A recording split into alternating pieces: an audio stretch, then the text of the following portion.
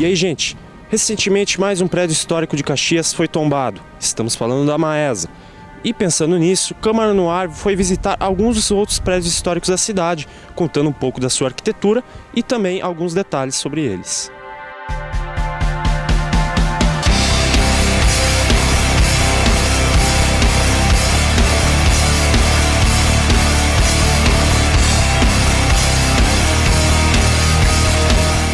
Agora estamos com Ana Lia Branchi, que é arquiteta e vai nos falar mais a respeito. Ana, muito obrigado por ter aceitado o nosso convite. Obrigada a vocês, Mário, e a TV Câmara também, agradeço muito. Ana, o que é necessário para um prédio se tornar tombado? É bom a gente esclarecer, eu sempre falo para os espectadores também, o que é o tombamento de um prédio. Porque isso gera, assim, para os leigos, né? Quando a gente pensa na palavra tombar, a gente logo pensa do prédio cair, né? Mas, na verdade, a inscrição, o tombamento, ele é o processo da inscrição desse bem, desse edifício, no livro tombo, seja do município, ou, enfim, em outras esferas como estaduais ou nacionais também, além da municipal. Então, esse tombamento, ele é uma proteção legal para que esse edifício seja preservado, né? Então, para que ele seja tombado, é necessário a instância legal, que é esse processo de tombamento, mas é necessário também que ele tenha valores patrimoniais, que tornem ele, vamos supor, digno ou apto ou para ser tombado. Então, por exemplo, ele tem que ter valores arquitetônicos, ele tem que ter valores culturais, ele tem que ter valores históricos, ele pode ter valores paisagísticos. Enfim, é uma gama de aspectos que esse imóvel tem que ter para ser tombado. E é importante dizer que cada caso é um caso, por isso que é tão complexo assim trabalhar com o patrimônio. E é no número 531 da Rua Mateus de Anella que fica um dos últimos resquícios da Caxias colonial. Hoje o museu, a Casa de Pedra, reconstitui a Caxias de antigamente.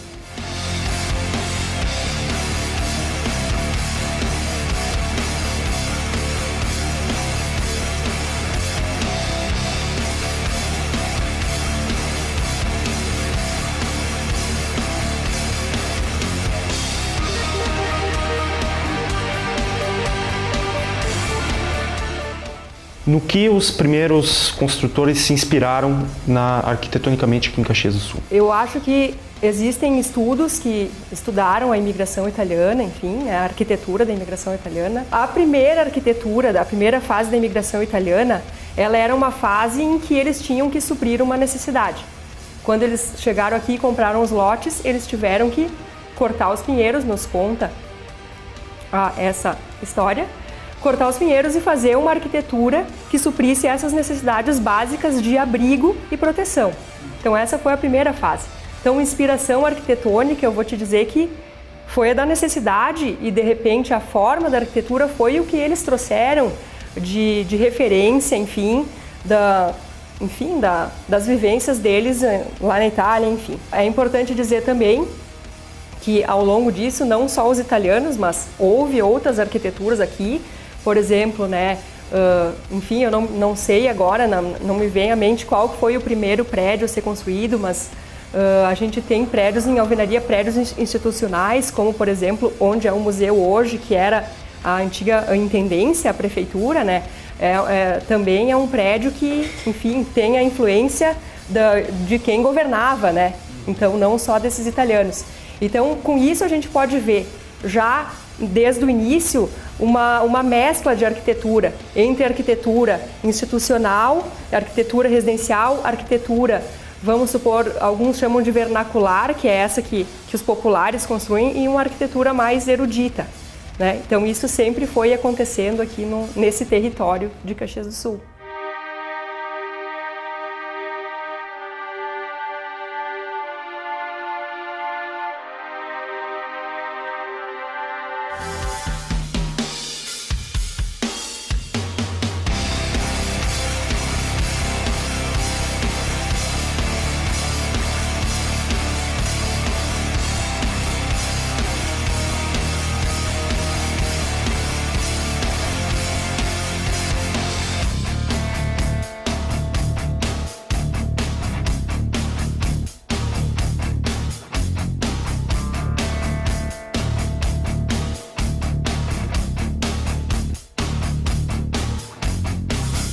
Tomando como exemplo a igreja de São Pelegrino e até outras igrejas aqui de Caxias, qual a relação entre a arquitetura dessas igrejas aqui na nossa cidade? No território, à medida que foram sendo tomados esses lotes e as comunidades foram sendo formadas, era muito comum nas encruzilhadas dessas vias que levavam até as colônias, enfim, serem implantados capitéis, né? Que, enfim, eram pequenas capelinhas, muitas vezes, como no caso da igreja de Santa Lúcia, enfim, trouxeram quadros desses santos, né? Ou, enfim, imagens que eles trouxeram da Itália, enfim, e colocaram nesses capitéis. Depois, quando a coisa foi melhorando e, enfim, foram se estabelecendo, faziam igrejas um pouquinho maiores, capelinhas, né? Às vezes de madeira, e depois, então, essa capelinha de madeira era substituída por uma capelinha de alvenaria. Vou citar de novo o caso da igreja de Santa Lúcia, que foi restaurada. Ela, em 2014, completou o seu centenário, né? Então, aquele é um estilo que vamos supor, é a evolução dessas capelas das colônias. Já a igreja de São Pelegrino é outro estilo totalmente diferente, e a catedral também. Então, é difícil estabelecer, assim, não dá para dizer um padrão que teve aqui de arquitetura das igrejas, mas sim vários estilos que foram sucedendo no território. No dia 1º de junho de 1910, aqui onde nós estamos, chegava o primeiro trem a Caxias do Sul. E a estação férrea meio que exemplificou o que Caxias se tornaria nos próximos anos. Um grande polo industrial e comercial, como ela é hoje.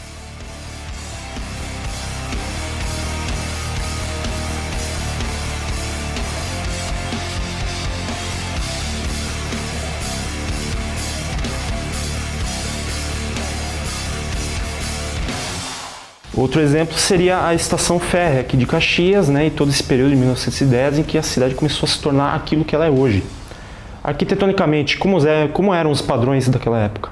As primeiras casas eram, assim, agora falando na área urbana, né, na área central, as primeiras casas foram sendo construídas de madeira. Lá pela década de 20, e agora não sei se eu estou certa, teria que conferir, por esse período, a intendência, enfim, a prefeitura fez um decreto que estariam proibidas as casas de madeira. Então, gradativamente, essas casas foram sendo substituídas por residências, enfim, construções de alvenaria. Então, essa foi uma grande transformação que aconteceu com Caxias. Tem uma autora que é a Maria Bel Machado, numa passagem dela sobre a evolução urbana de Caxias, ela diz que também, assim, os moradores de Caxias, enfim, começaram a ter uma renda melhor e também começaram a produzir casas, construir casas, assim, de alvenaria um pouco mais robustas, enfim, com um estilo. Na verdade, até, isso aí tem que ser estudado melhor, né? Mas eu tenho uma teoria que algumas casas, eles transferiram o estilo que eles já estavam usando para as de madeira, para alvenaria, assim. Então, enfim, teve várias evoluções. O que representou a chegada dessa era industrial aqui em Caxias do Sul para os prédios das indústrias na época? Vamos voltando para a estação férrea agora. Vamos pegar esse gancho das indústrias, né? Ali na estação férrea, ao redor dessa estação, existiam diversas vinícolas que escoavam sua produção pela estação férrea. A estação férrea, ela trouxe uma dinâmica para a cidade muito grande.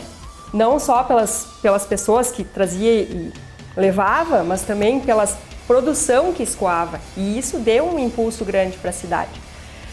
No entorno, as vinícolas e também outras migrações que vieram para Caxias, como o caso dos portugueses tanoeiros, que não são tão lembrados, mas foi uma migração forte que veio para cá, se instalou ali nas proximidades da Rua Tronca, ali da estação férrea, que então foi denominado o antigo bairro lusitano ali.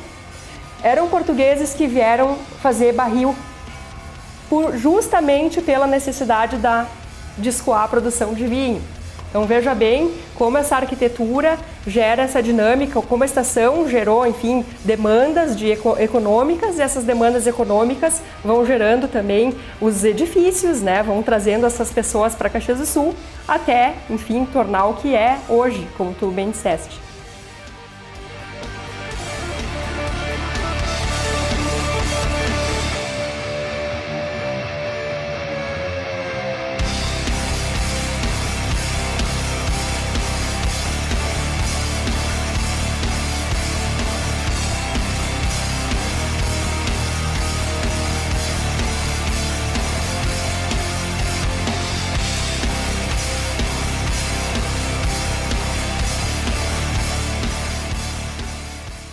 Tomando como exemplo o Palacete dos Eberly ali entre a Borges e a Sinimbu, como eram os padrões das construções na década de 40? É uma pergunta difícil de dizer qual que é o estilo do Palacete do Eberly. Há um tempo atrás, o arquiteto Filippini e nós fizemos um estudo sobre o estilo neocolonial em Caxias do Sul, o neocolonial luso-brasileiro. E a gente considerou a casa do Eberly, pelo menos com traços desse estilo, como, por exemplo, aquele torreão que ela tem, enfim, alguns arcos, né? Características como estas que podem remeter a esse estilo neocolonial. Mas outras vertentes, outros arquitetos, outros profissionais podem também dizer que ela é uma arquitetura eclética. Então, é um pouco subjetivo, vamos dizer, né? Ou assim, classificar aquela edificação. Também na década de 40, quando começaram essas casas de alvenaria, que eu tinha dito que eram estilos também assim, um pouco intuitivos das próprias pessoas que construíam, esse estilo neocolonial luso-brasileiro e esse estilo neocolonial californiano foi também muito difundido aqui em Caxias do Sul. E hoje em dia existem poucos exemplares. Por exemplo, esse estilo neocaliforniano, as casas geralmente são térreas, possuem assim arcos ou descentrados ou arcos, enfim, plenos, pedras incrustadas, enfim, ele é um estilo bem específico. E infelizmente poucos exemplares desse estilo estão restando aqui em Caxias. Porque a cidade de Caxias do Sul, ela tem uma necessidade muito grande de renovação, né? Então, eu como conselheira lá do Patrimônio Histórico, a gente recebe muitos pedidos de casas para demolição desse tipo de residência, e é muito difícil a gente conseguir, enfim, impedir que uma simples residência seja mantida, né? Então, é complicado.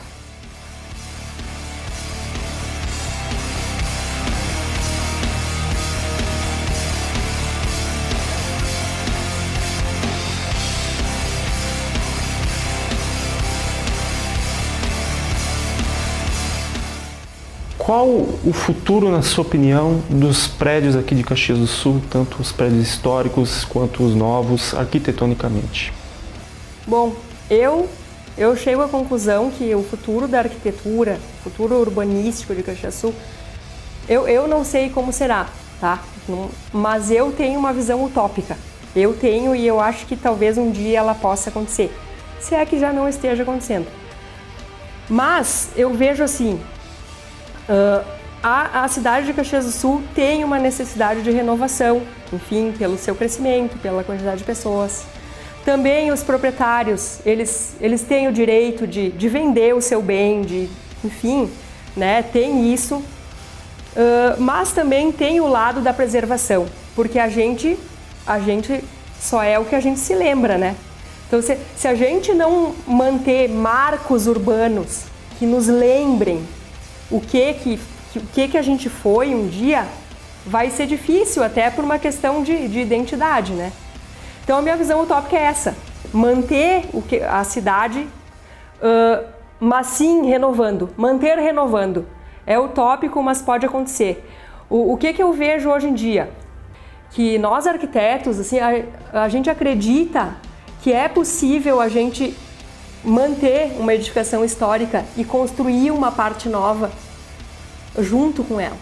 Então, isso é muito possível, isso tem sido feito em diversos países, é feito aqui no Brasil, e eu acho que o caminho da arquitetura de Caxias poderia ser esse.